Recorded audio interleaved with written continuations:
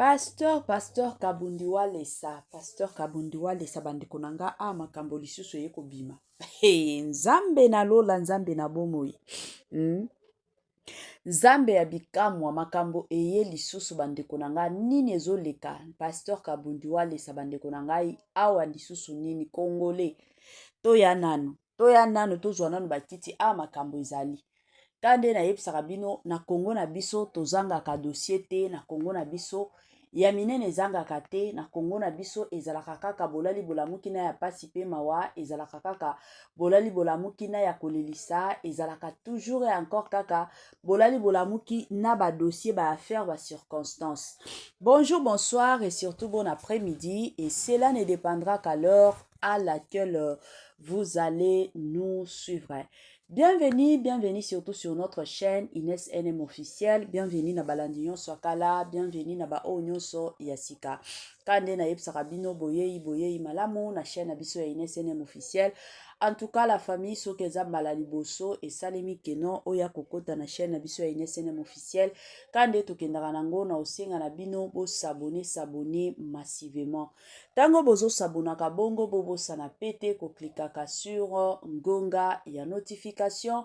Malamu pe ya ngonga wana ezalaka toujours et encore que non à chaque fois que Ines NM officiel akobando tiaka ba vidéo ya sika bokozala directement informé.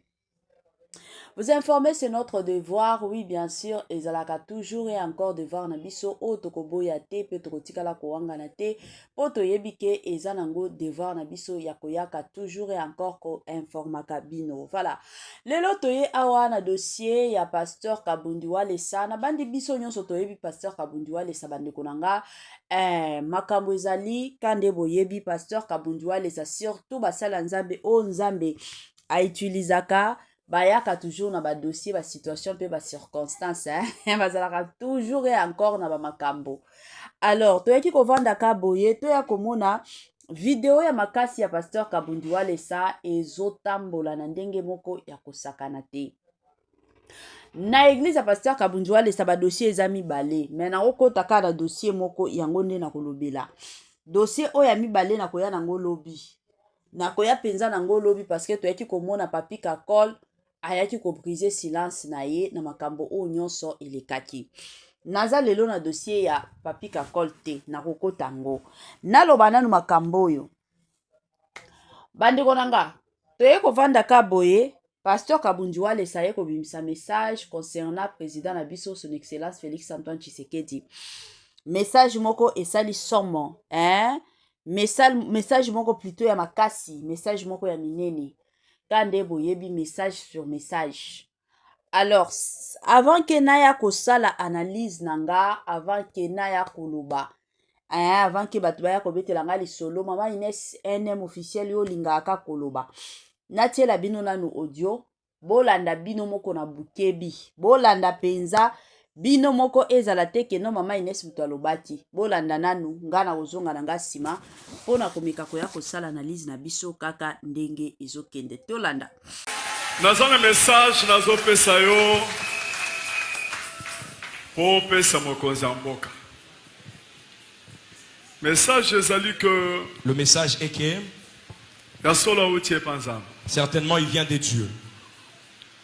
Que et la charge que nous avons,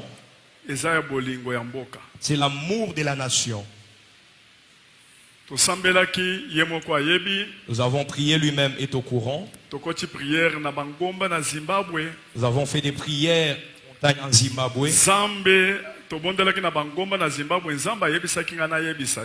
Quand on a prié à la montagne à Zimbabwe, Dieu m'avait dit de lui dire qu'il prenne les pays et qu'il les dédie à Dieu. Et pour faire arriver ces messages, et comme je voulais entrer, ça n'avait pas marché. Je l'avais dit clairement devant l'église que j'ai un message à passer au président de la République. Et s'il ne me reçoit pas, en tout cas, il sera assassiné bientôt. J'avais eu des combats dans le monde entier. On voulait piller l'église. Ils ont dit comment lui peut dire cela. Parce que j'avais dit que je n'ai pas besoin de l'argent. Mais après on s'est rencontrés. Je lui ai donné les messages. Je lui ai dit prends les pays, donne à Dieu. Parce qu'il y a beaucoup d'infiltrés. Et beaucoup de gens qui sont à tes côtés voudront te tuer. Dieu deviendra ton parapluie. Que tu prennes les pays et que tu puisses les lui donner. C'est alors qu'il avait dit qu'on va les faire. Et alors on l'avait fait. C'est ce qu'il a sauvé jusqu'à aujourd'hui. Et puis je vais vous dire ceci. Il y a certaines choses que je lui avais dit, que Dieu avait dit, qu'il puisse aimer le pays Congo comme sa propre maison, sa propre parcelle. Et Dieu a dit s'il suit les directives, il deviendra comme le roi David dans ces pays. Un président historique inoubliable. Il deviendra un président historique et inoubliable. Et États-Unis partout,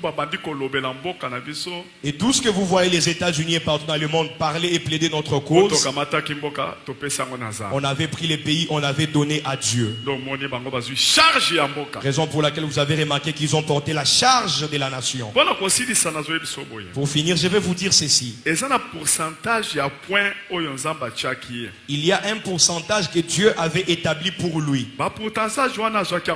Ces pourcentages, il avait eu quand? Quand les Rwandais ont pris Goma, ils ont pris Bukavu. Quand ils ont pris ces deux villes, tout le monde était affaibli. Tout le monde s'était retiré. Les traîtres étaient là nombreux. Les infiltrés étaient également là. Avec beaucoup de généraux. Mais ce qui avait fait c'est quoi?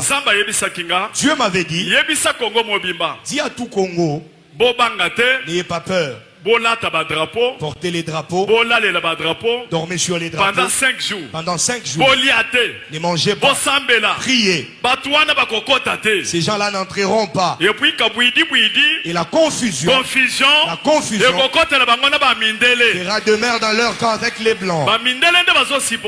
C'est les blancs qui sont derrière eux. Quand on a fait cette prière, j'avais pleuré ici derrière. La sensibilisation est entrée dans le monde entier. Vous avez vu beaucoup de gens s'élever en France, en Allemagne avec les drapeaux. Cela venait d'ici. Et le pourcentage qu'il avait reçu venait d'où? Là, j'aimerais finir. On lui avait donné quelques pourcentages. Chez Dieu ces jours-là.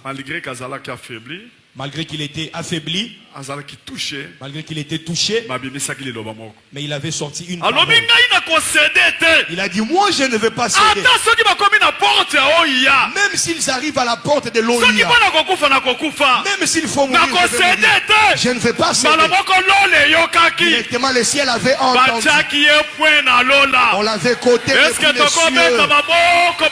Est-ce que nous pouvons acclamer fortement pour la gloire de Jésus? Nous pouvons nous lever et acclamer pour la gloire de Jésus. Nous pouvons ovationner. Voilà. De retour la famille. Nabandi ebela batoto tu kolanda awa peto tu koyoka message ya pasteur Kabundiwa Lesa.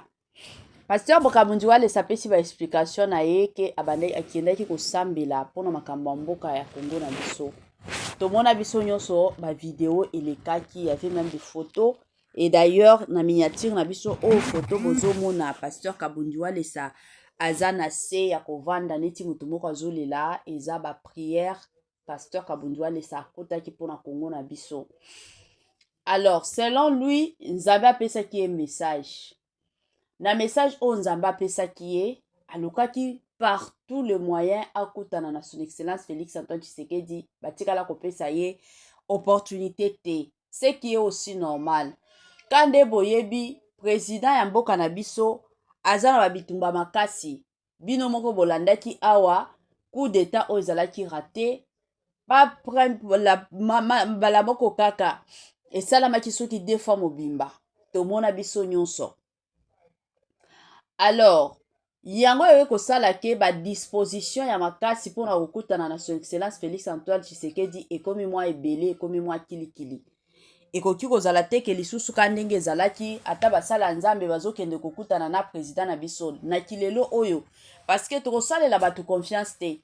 Na kala wana wi lelo oyo bapoison ezali, bato ya baintention mabe bazali, yango wana badisposition ya makasi eza na kote ya kokutana na président ya mboka na biso. Alors, comme président ya mboka na biso aza personnage public et surtout message oyo eza message moko eza nango ya koloba te ke no ba message moko songolo pakata, eza nango message ya Congo na biso. C'est ainsi que bomoni pasteur Kabundu Walesa ye kozwa courage wana pona koya kopesa message o nzambe alobeli ye. Bon, la famille to mekana nuko solo la. En tout cas, na bandana na merci beaucoup na pasteur Kabundu Walesa pour na message oyo ye kobimisa po na Congo na biso et aussi pour na président ya mboka na biso qui est son excellence Félix Antoine Tshisekedi. Merci na message wana. Toye komona pe bato ebele baye kosabola pasteur Kabundu Walesa, bato balobi kande boyebi bato balobaka o eza nango lukuta pasteur azoluka attention epa ya président. Pasteur Kabundu Walesa akomi kolinga kosala pour que ka ndenge pasteur prophète nini président ya mboka na biso azalaka mwa kole epai ya pasteur Dalo ye pe alingi abanda na ba prophétie bongo. La famille nayebi te boyebi naloba nanu nazala clair na biso nyonso. Son excellence to banda na pasteur Kabundu Walesa aza moko ya bapaster pe aza na mbongo makasi papa wana. Atati ndenge bomonaka aza mutu moko alingaka na ye basapologie ya makasi te, mais alataka na ye bien. Aza papa moko aza na bambongo. S'il s'agit que na bambongo na ye wana asala ba voyage, asomba bandako, asala boy aosala. Bomonaka deja ta vie ya bana na ye. Vie moko ya malonga. Donc, na kote ya koluka ke aluka mbongo parce que soki lelo bato bakokende kokutana na son excellence Félix Antoine Tshisekedi kozala mbongo ba connexion, parce que na sria ya moi mutu nyonso soki azosala tosalaka mpona mbongo. Tosalaka mpona teke nakende kaka kosala ka nzoto na ngai ekende kosala te, tokendaka na mosala po tozalaka besoin na mbongo. Alors na côté il y a pasteur Kabundu Walesa aza déjà na ba moyen na ye o tolobaka penza moyen aza na ba mbongo na ye et pas ya président ko kende luka lisusu mbongo. Je ne pense pas. Pasteur Kabundu Walesa soki totali bien na ba pasteur nyonso ya Congo na biso aza parmi ba pasteur oyo baza na lokoso mbongo te. Pourquoi je dis ça? Totikala komona pasteur Kabundu Walesa ye wana akomi kokumisa président ya mboka na biso ndenge tomona ba président mosusu. Totikala komona pasteur Kabundu Walesa ye wana akomi koloba makambo politique na église neti tomona ba pasteur mosusu tina kote akomi kote la biso ba politique. Totikala komona te. Aza parmi ba pasteur oyo aza na église na ye eza mingi basé kaka sur la parole de Dieu. Soki lelo pasteur Kabundu Walesa aye kobimisa message pour son excellence Félix Antoine Tshisekedi et surtout message wana eza message o etali mboka na biso, je suis sûr et certaine que nzamba utiliser ye. Kande na lobaka toujours biso nyonso toyebi na Congo na biso eza nango réalité, na koki koloba. Congo na biso eza nango réalité na sens que c'est comme si basala nzambe nyonso na Congo na biso basalelaka nzambe te. Selon biso ba Congolais. Selon biso ba Congolais basala nzambe nyonso na Congo na biso ba existaka te. Ba Congolais eza kaka mutota soki azosala musala na ye omona kaka yango kutu. Ye kutu abimaka na bandimi, ye kutu asalaka boye, ye kutu ayibaka mbongo mabonza. Na Congo na biso eza ka bongo. Komi kopesa ka pasi. Pasteur Kabundu Walesa awa toyaki komona eza na ndeko na biso moko ya mobali na kombo ya Juju Bio. Juju Bio azalaki defa biso nyonso tomona. Tango ekokaki akendaki na église ya pasteur Kabundu Walesa oyo eza na poto bakendeki kosambela ye kuna basambelaki bamonaki ke kana ye fallait ka pasteur ye moko asala descente. Alors vu que pasteur pe azaka na église ya munene na Kinshasa, yango abengisaki Jujubio akota azonga kin pour que asambela, et c'est sûr papa wana asambela. Lelo Jujubio abali. Bokotala penza Jujubio akomi na posé, na elongi na ye changer, na o eza na kati na ye changer. Hein? Soki ata bondimelaka batu te quand même. Bondimata étoile. Bondimata don o eza na kati ya pasteur Kabundi Walesa ekozala toujours malamu. Ba minimizaka o eza na kati ya musala nzambe te. Po nzambe ye moko atiaka yango. Biso toza banani pour que to ya ko minimiser yango. Toza penza banani pour que to bandaka ko minimiser.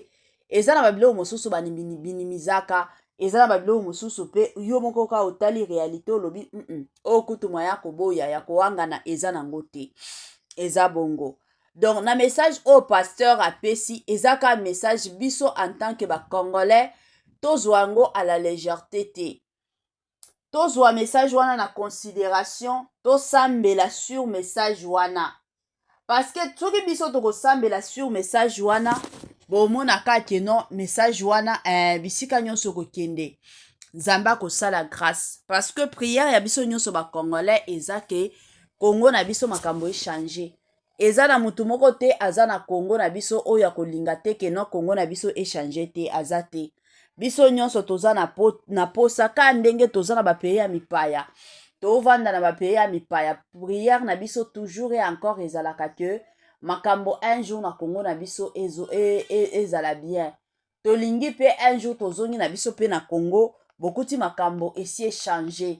Ekozala vraiment important. Alors eza vraiment important tope sa chance na musala nzambe na makambo o nyonso azo sala ka ndenge azo prier. Nzamba pesi ye grâce. To ko baka na grâce o nzamba pesi pasteur Kabundi Walesa ekozala toujours et encore mal.